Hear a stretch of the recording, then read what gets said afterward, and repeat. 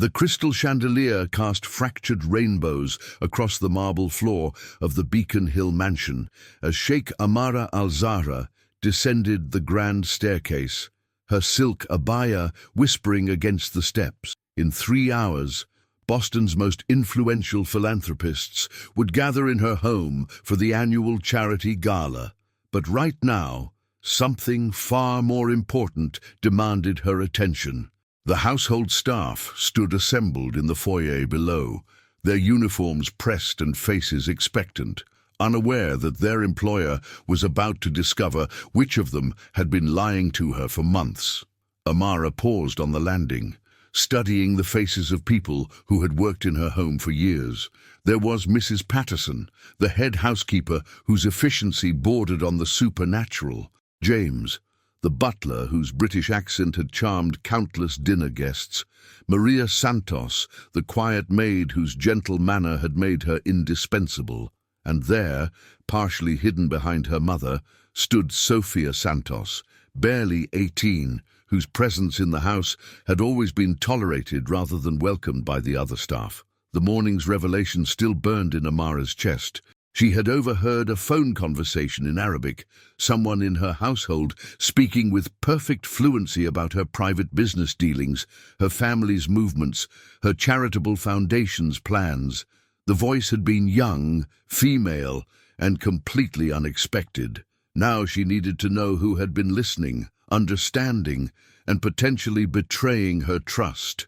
"Good morning, everyone," Amara said, her voice carrying the authority of someone accustomed to being obeyed. "Before tonight's event, I need to address something important with all of you." The staff straightened, sensing the gravity in her tone. Mrs. Patterson stepped forward slightly, her role as head of household evident in her posture. "Is there a problem, ma'am?" Mrs. Patterson asked. Amara descended the remaining steps, her heels clicking against marble with measured precision. "I've discovered that someone in this house has been eavesdropping on my private conversations, someone who understands Arabic." The silence that followed was thick with tension. Amara watched each face carefully, noting the confusion on most, the slight flush on James's cheeks, the way Maria's hands trembled almost imperceptibly. But it was Sophia who caught her attention. The girl's dark eyes held something that looked suspiciously like guilt mixed with defiance. "I'm going to ask each of you a question in Arabic," Amara continued. "Your response will tell me everything I need to know about your honesty and your respect for my privacy." She turned first to Mrs. Patterson, speaking in rapid, fluent Arabic about household schedules and menu planning. The older woman's face remained blank, politely confused. "I'm sorry, Ma'am, but I don't understand," Mrs. Patterson replied. James received a similar test, questions about wine selections and guest preferences delivered in Arabic. His response was equally uncomprehending, though he had the grace to look apologetic about his linguistic limitations. Maria Santos stepped forward when her turn came, her hands clasped tightly in front of her uniform. Amara spoke to her in Arabic about cleaning schedules and supply orders, watching as the woman's face remained genuinely puzzled. "Lo siento, señora, pero no entiendo árabe," Maria replied in Spanish. Finally, Amara turned to Sophia, who had been growing paler with each exchange. The girl was small for her age, with her mother's dark hair, but eyes that held an intelligence that had always made Amara slightly uncomfortable. There was something about Sophia that reminded her too much of herself at that age. Observant, hungry for knowledge, desperate to prove her worth in a world that seemed determined to overlook her. "Sophia," Amara said, switching to Arabic and speaking slowly, deliberately, "tell me what you heard when I was on the phone with my brother yesterday about the Foundation's new scholarship program."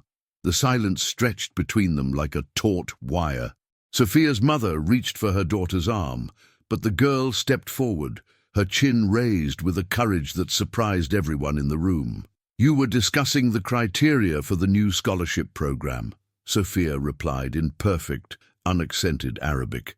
"You want to focus on first-generation college students from immigrant families, particularly those interested in STEM fields. Your brother thinks the budget should be larger, but you're concerned about sustainability." The collective intake of breath from the other staff members was audible. Maria Santos stared at her daughter as if seeing her for the first time. "Sophia, how do you—" Maria began. "I've been teaching myself," Sophia said, still speaking in Arabic, her eyes never leaving Amara's face. "I found your books in the library. I've been studying for 3 years. Amara felt something shift in her chest, a recognition that was both uncomfortable and oddly familiar. "Why?" "Because knowledge is power," Sophia replied, switching to English but maintaining her direct gaze. "And because I wanted to understand the woman my mother works for. I wanted to know if you were as generous as people say, or if it was all for show." The honesty of the statement hit Amara like a physical blow. She thought of her own youth in Dubai, sneaking into her father's business meetings, learning English by listening to international calls, desperate to understand the world beyond the walls that seemed designed to contain her. "And what did you conclude?" Amara asked. "That you're complicated," Sophia said simply. "You give millions to charity, but you pay my mother barely enough to cover our rent in Dorchester. You speak about empowering women and girls, but you've never once asked me about my dreams or my plans for college." The accusation hung in the air like smoke. Amara was aware of the other staff members shifting uncomfortably, of Maria Santos looking mortified by her daughter's boldness, but she was also aware of something else, a grudging respect for the girl's courage. "You've been listening to my private conversations for 3 years, Amara said. "Yes. And what have you done with that information?" Sophia's composure cracked slightly. "Nothing. I would never. I'm not a spy or a thief. I just wanted to learn about business, about philanthropy, about how someone like you thinks and operates. Someone like me, a successful woman who came from nothing and built something extraordinary." The words hit their mark with surgical precision. Amara studied Sophia's face, seeing in it the same hunger she remembered from her own reflection decades ago, the same desperate need to prove herself worthy of attention, of investment, of belief. "Mrs. Patterson," Amara said, not taking her eyes off Sophia, "please take the others and continue with the preparations for tonight. I need to speak with Sophia and her mother privately." The staff dispersed with obvious reluctance, their whispered conversations trailing behind them as they disappeared into various parts of the house. Maria Santos remained frozen in place, her face pale with worry. "Sophia," Amara said once they were alone, "do you know what the punishment is for eavesdropping on your employer's private conversations?" "Termination," Sophia replied quietly. "For both my mother and me. And yet you chose to admit it just now. Why?" Sophia glanced at her mother, then back at Amara. "Because lying would have been worse. And because I thought you might understand what it's like to be underestimated." Amara walked to the tall windows overlooking the garden, her mind racing through possibilities and implications. Behind her, she could hear Maria Santos whispering urgently to her daughter in Spanish, probably telling her to apologize, to beg for forgiveness. "Your mother has worked for me for 5 years, Amara said without turning around. "In all that time, she's never mentioned that her daughter speaks Arabic, that her daughter has been essentially auditing graduate-level conversations about international business and philanthropy. I asked her not to," Sophia said. "I was afraid you'd think I was being presumptuous." "Presumptuous?" Amara turned back to face them. "Do you know what I was doing when I was your age?" Sophia shook her head. "I was working in my father's office, filing papers and serving tea to his business associates. But I was also listening to every conversation, learning every detail of how deals were structured, how relationships were built, how power actually operates. My father thought I was just being a dutiful daughter. He had no idea I was preparing to take over his company." Maria Santos looked confused by this revelation, but Sophia's eyes had sharpened with interest. "The difference," Amara continued, "is that I had the privilege of being the boss's daughter. You've had to steal your education." "I prefer to think of it as earning it," Sophia said. Despite herself, Amara smiled. Tell me about your college plan. I've been accepted to MIT for computer science, but I can't afford it. I've been working part-time at a tech startup in Cambridge, learning about app development and digital marketing. My plan is to go to community college for 2 years, then transfer to a state school. And what do you want to do with your degree? I want to build technology that helps immigrant families navigate systems, healthcare, education, legal services. I want to create platforms that break down language barriers and information gaps. Amara studied the girl's face, noting the passion that lit her features when she spoke about her goals. It was the same fire she'd seen in her own mirror years ago, the same determination that had driven her to build a business empire and then dedicate her life to giving back. "There's something I need to tell you both," Amara said, moving to sit in one of the antique chairs that faced the sofa where mother and daughter perched nervously. "The scholarship program you overheard me discussing, it's specifically designed for students like Sophia, first-generation college students from immigrant families who demonstrate exceptional potential but lack financial resources." Sophia's eyes widened. "I would never presume to apply for something from your foundation. The conflict of interest would be significant," Amara agreed, "if you were applying as the daughter of my employee. But what if you weren't?" Maria Santos spoke for the first time since the others had left. "Senora, I don't understand." "I'm offering Sophia a position," Amara said, "not as a maid or a servant, but as my personal assistant for Foundation affairs. She would help me research potential scholarship recipients, assist with grant applications, and learn the practical aspects of running a charitable organization. The position comes with a salary that would allow her to attend MIT while gaining real-world experience in the field she wants to enter." The silence that followed was deafening. Sophia stared at Amara as if she'd spoken in a language even more foreign than Arabic. "Why?" Sophia finally whispered. "Because 3 years ago, I established this foundation with the goal of identifying and nurturing exceptional young people who remind me of myself. I've been looking for someone who understands what it means to fight for every opportunity, to learn in the shadows, to refuse to accept limitations imposed by circumstance." Amara paused. "I've been looking for you, Sophia. I just didn't know it until today."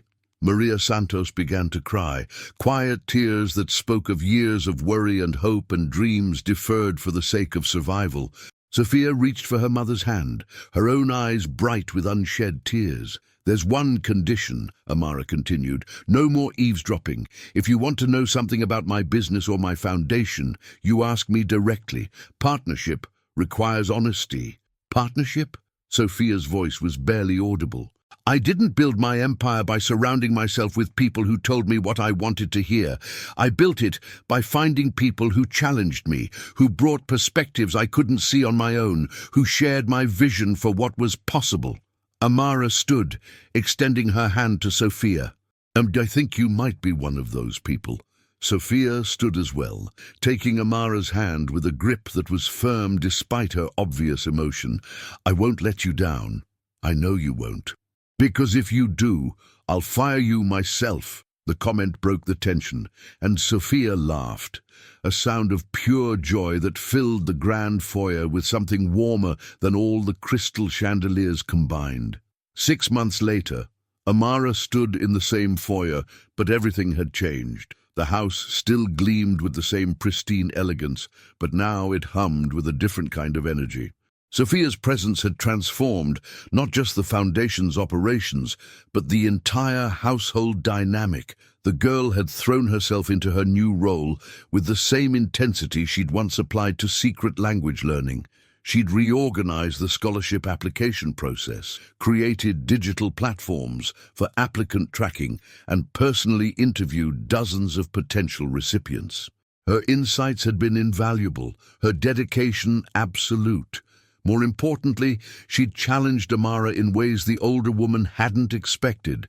During their weekly strategy meetings, Sophia didn't hesitate to question assumptions, suggest alternative approaches, or point out blind spots in the Foundation's programs. "And the scholarship is wonderful," Sophia had said during one particularly memorable meeting.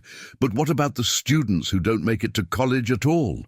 What about the kids who drop out of high school because they have to work to support their families?"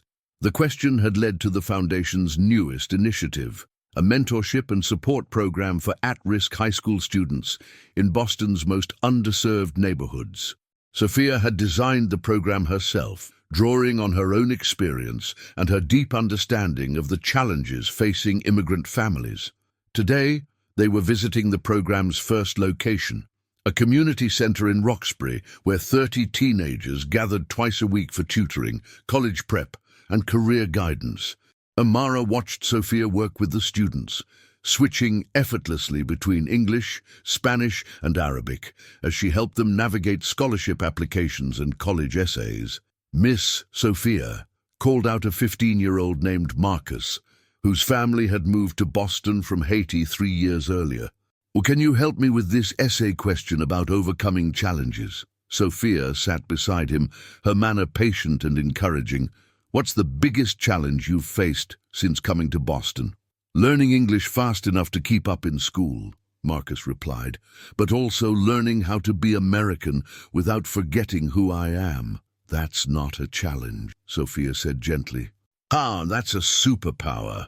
You're bilingual, bicultural, and you understand things that people who've never had to adapt could never comprehend. Right about that." Amara felt something tighten in her chest as she watched the interaction. Sophia had become the mentor she herself had never had, someone who understood the specific struggles of being caught between worlds, of fighting for recognition while maintaining identity. After the session ended, Amara and Sophia walked through the neighborhood, past bodegas and barbershops, past murals that told stories of struggle and triumph in vibrant colors. "Regrets?" Amara asked as they paused at a crosswalk. "About eavesdropping on your conversations for 3 years, Sophia grinned. "Only that I didn't have the courage to approach you directly sooner. And about MIT, you could have been starting your sophomore year this fall." Sophia shook her head. "I'm learning more here than I ever could in a classroom. Besides, MIT will still be there when I'm ready. This work, what we're building, it can't wait." They crossed the street and continued walking, their conversation flowing as easily as it had every day for the past 6 months. Amara had discovered that Sophia was not just intelligent and hard-working, but genuinely wise in ways that surprised and humbled her. "Can I ask you something?" Sophia said as they approached Amara's car. "Always. That first day, when you tested everyone in Arabic, did you already suspect it was me?" Amara considered the question carefully. "I suspected it was someone young, someone who had been overlooked, but honestly, I was expecting to find a spy or a threat. I never imagined I'd find a partner." "Is that what I am, a partner?" "Sophia, in 6 months, you've revolutionized how my foundation operates, designed programs that are already changing lives, and challenged me to think bigger and more inclusively than I ever have before." Amara paused, choosing her words carefully. "You're not just a partner. You're the future of everything I've built." The weight of that statement settled between them as they reached the car. Sophia was quiet for a moment, processing the implications. "There's something I need to tell you," Sophia said finally. Amara felt a familiar flutter of concern. "What is it?" "I've been accepted to Harvard's joint MBA JD program. Full scholarship, plus a stipend for living expenses." The news hit Amara like a physical blow, though she tried to keep her expression neutral. "That's incredible, Sophia. Congratulations. I haven't accepted yet." "Why not?" Sophia looked back toward the community center, where teenagers were still streaming out of the building, their backpacks heavy with homework and their faces bright with possibility. Because I'm not sure I want to spend the next 5 years in classrooms when I could be here, doing this work, making a real difference right now." Amara studied Sophia's profile, seeing in it the same conflict she'd faced decades earlier when choosing between the safe path and the meaningful one. "What does your heart tell you?" Amara asked. That education is important, but impact is everything, that I can learn business and law through practice as well as theory, that the kids in that center need mentors now, not in 5 years when I've collected enough degrees to feel qualified. And what does your mother think? Sophia laughed. She thinks I'm crazy to even consider turning down Harvard. She's probably right. Mothers usually are, but they're not always right about everything. They stood in comfortable silence for a moment, watching the neighborhood settle into evening rhythms. Streetlights were beginning to flicker on, and the smell of dinner cooking drifted from apartment windows. If you stay, Amara said carefully, I want to make you a full partner in the foundation, equal decision-making authority, equal ownership of our programs and initiatives. It would mean more responsibility, more pressure, more public scrutiny. And if I go to Harvard, then you go with my blessing and my promise that there will always be a place for you here when you're ready to return. Sophia turned to face her fully. What would you do? If you were 18 again, with my opportunities and my choices, I would probably choose the safe path, Amara admitted. I would go to Harvard, collect my degrees, and spend years preparing for a life I could have been living all along. But I would be wrong. The most important thing I've learned in 43 years is that preparation is often just procrastination in disguise. The work that matters, the work that changes lives, doesn't wait for perfect credentials. Sophia nodded slowly, her decision crystallizing in her expression. Then I guess I'm staying. Are you sure? I'm sure that 6 months ago I was stealing my education from the shadows. Today, I'm being offered the chance to build something that will educate thousands of other kids who are exactly where I was. That's not an opportunity you walk away from, even for Harvard. Amara felt tears prick at her eyes, though she blinked them back quickly. Your mother is going to kill me.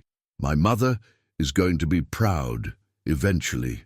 As they drove back through the city, Amara reflected on the strange turns her life had taken.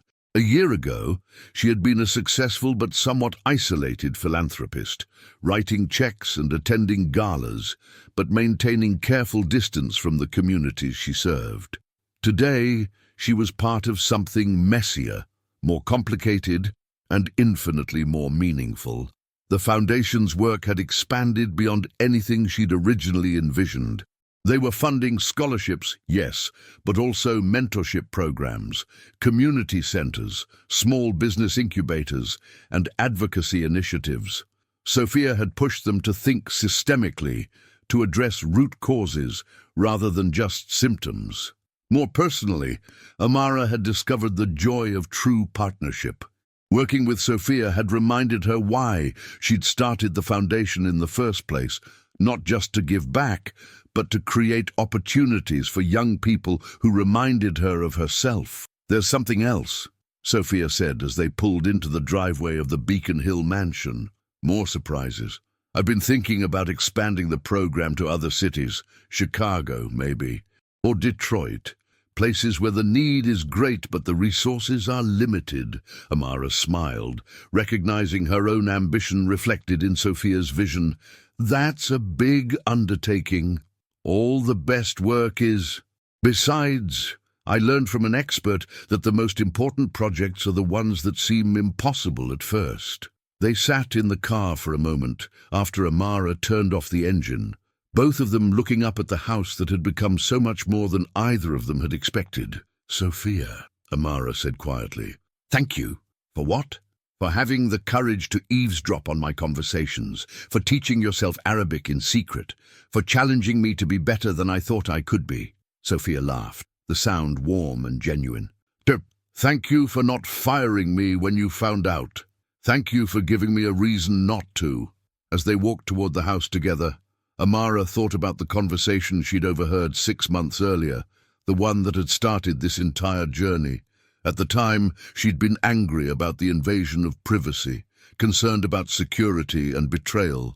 Now she understood that sometimes the most important conversations are the ones we're not supposed to hear, and sometimes the most valuable people are the ones we almost overlook.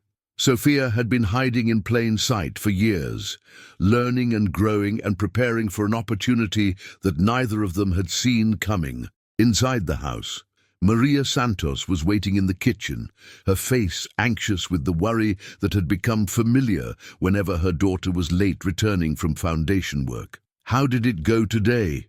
Maria asked in Spanish. Sophia responded in the same language, her voice animated as she described the day's successes and challenges. Amara listened, understanding enough to follow the conversation, touched by the obvious pride in Maria's responses. "Señora," Maria said, switching to English and addressing Amara directly, "I want to thank you for what you've done for Sophia, for what you've done for our family. Your daughter has done more for me than I've done for her," Amara replied honestly. "And she's taught me that the best partnerships are the ones that transform both people involved." Later that evening, Amara sat in her study, reviewing applications for the Foundation's newest scholarship program. Each file represented a young person with dreams and obstacles, potential and need. She thought about Sophia's journey from secret eavesdropper to trusted partner, and about all the other young people who might be hiding their talents, waiting for someone to notice their potential. Her phone buzzed with a text from Sophia. "Told my mom about Harvard. She cried for 10 minutes, then started planning a celebration dinner for my decision to stay. I think she's prouder than she's disappointed." Amara smiled, typing back, "Mothers have a way of understanding what matters most, even when they don't understand the choice itself." "Speaking of which," Sophia replied, "she wants to invite you for dinner Sunday. Fair warning, she's planning to cook for 12 people even though it's just the 3 of us." "I'd be honored." As Amara prepared for bed that night, she reflected on the unexpected ways life could change direction. 6 months ago, she had been a woman who valued control, privacy, and careful boundaries. Today, she was part of a family she'd never planned to join, working on projects she'd never imagined, with a partner she'd found by accident. The irony wasn't lost on her that her greatest professional success had come from what should have been her greatest security breach. Sophia's eavesdropping had been a violation of trust that became the foundation of the deepest trust Amara had ever experienced. Sometimes, she thought, the best discoveries come from the most unexpected places. Sometimes the people we're looking for are the ones who've been looking for us all along, waiting for the right moment to step out of the shadows and into the light. If stories about finding unexpected mentorship and partnership across generational and cultural lines resonate with you, consider how you might create opportunities for young people in your own community. Whether it's through formal mentorship programs, informal conversations, or simply paying attention to the potential that others might overlook, every act of recognition and investment creates ripples that extend far beyond what we can see. The next generation of leaders is already among us, often hiding in plain sight, waiting for someone to notice their brilliance and give them a chance to shine.